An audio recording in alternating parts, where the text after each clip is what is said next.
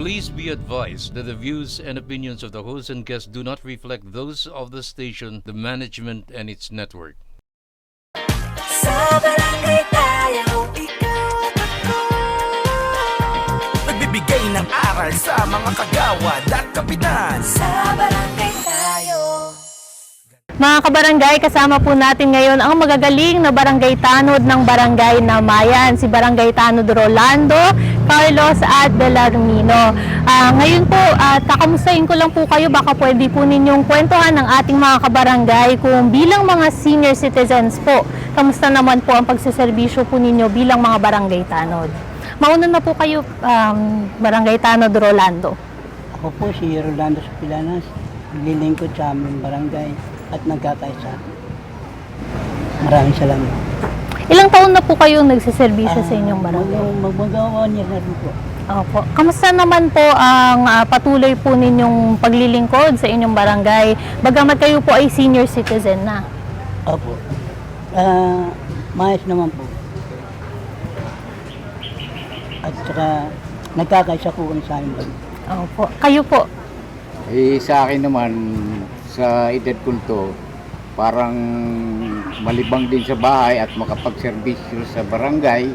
Kaya ito, nag-ano ako ng barangay tanod. Okay naman kasi ang tao naman dito, lahat mababait. Nakakasundo naman namin. Wala naman hong problema talaga. Opo. Kayo po, ilang taon na po kayong barangay tanod po dito sa Barangay Ay, ako Namayan? bago lang, magsi 7 months lang. Opo. Kayo po? Ako po, mag-apat na taon na. Mag-aapat na taon na po.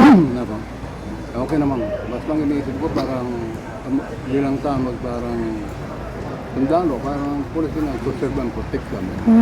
Totoo po yan. Nakatulong ako sa barangay. Opo.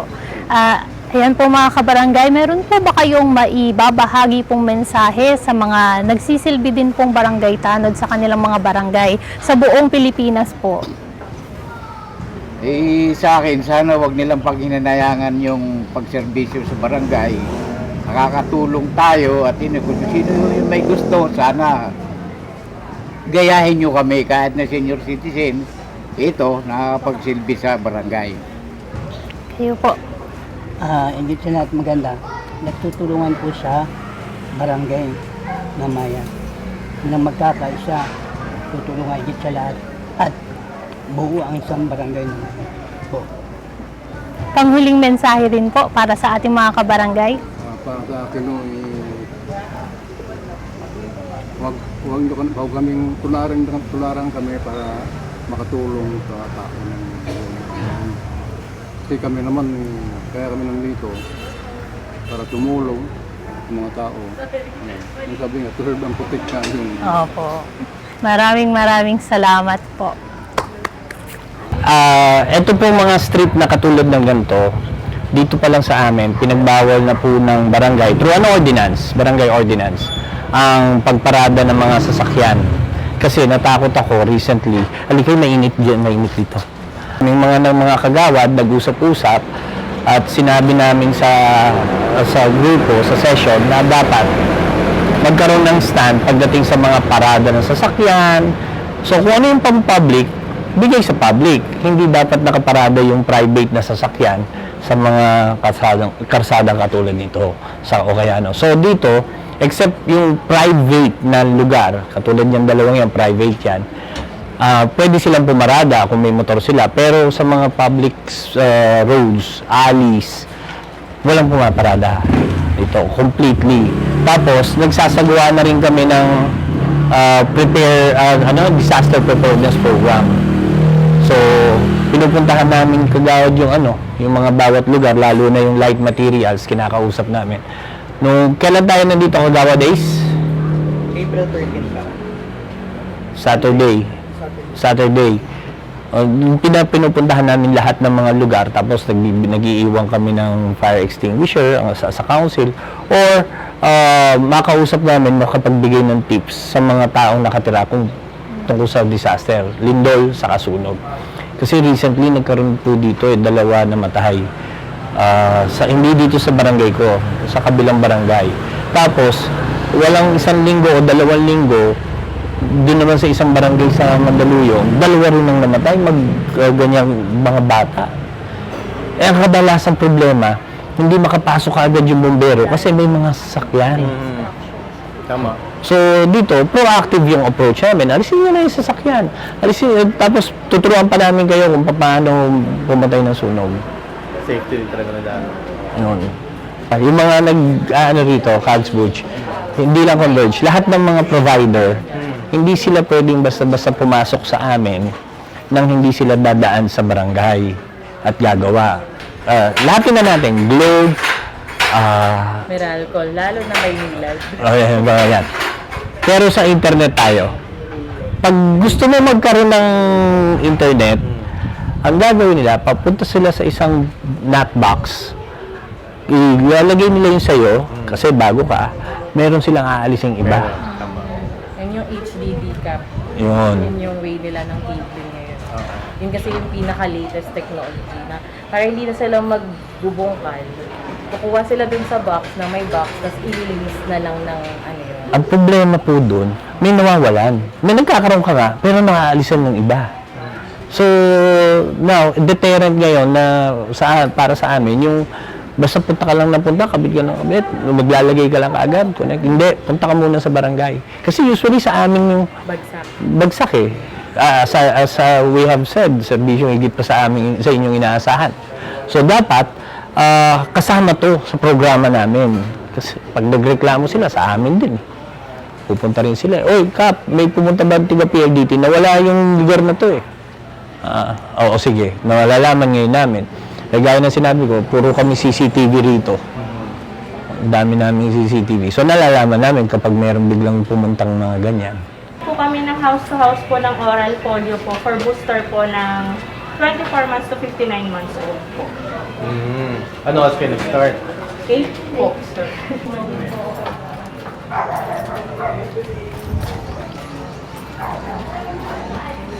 Ay, kuya. Morning. Yan. Ito, GK na to. GK Castañeda. Yung GK nyo ba, sa baba iba, sa taas iba rin, di ba? Yes, yes. Yan. Iniwan ko sa kanila yung policy ng kung saan paparada. Kasi meron silang association. Ginawa nila,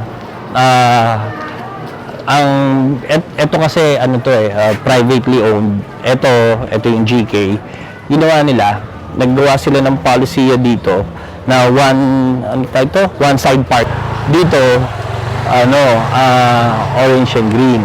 Sa Paranaque, ganyan, kay Aguilar. Si Kapitan Aguilar. Ganyan. No?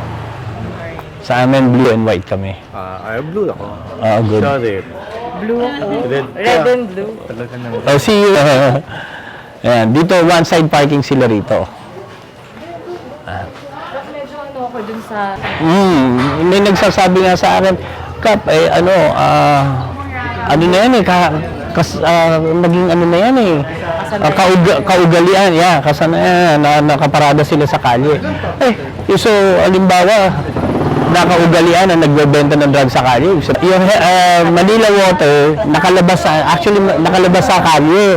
Yung kanilang mga, tawag yan, kontador. Kinausap ko Manila Water kasi dito sa amin, hindi Manila. Kinausap ko yung Manila Water, ilubog niyo yan. Kasi obstruction yan, bawal yan. Dapat nagbabayad kayo sa gobyerno kapag gumagamit kayo ng Yun yung napansin ko. Yung mga... Barangay tayo, ikaw at ako. Sa barangay tayo. Sa barangay tayo, ikaw at ako. Nagbibigay ng aral sa mga kagawad at kapitan. Sa barangay tayo. Ganda ng barangay at nagtutulungan. May pagkakaisa. Tungo sa kaayusan ay mas nararamdaman ang pagmamahalan. Ang ating barangay laging maayos. Kung merong disiplina ang mamamayan, respeto at paggalang, yan ang kailangan. Tayo ang magtutulungan at magdadamayan. Sa barangay tayo, ikaw at ako. Sa barangay tayo.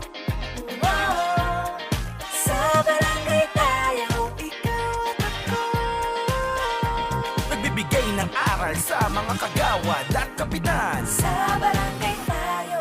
Bawat kagawad at mga kapitan sa ating bansa ay bibigyan ng dagdag kaalaman para lalong mapaganda ang kanilang barangay na nasasakupan.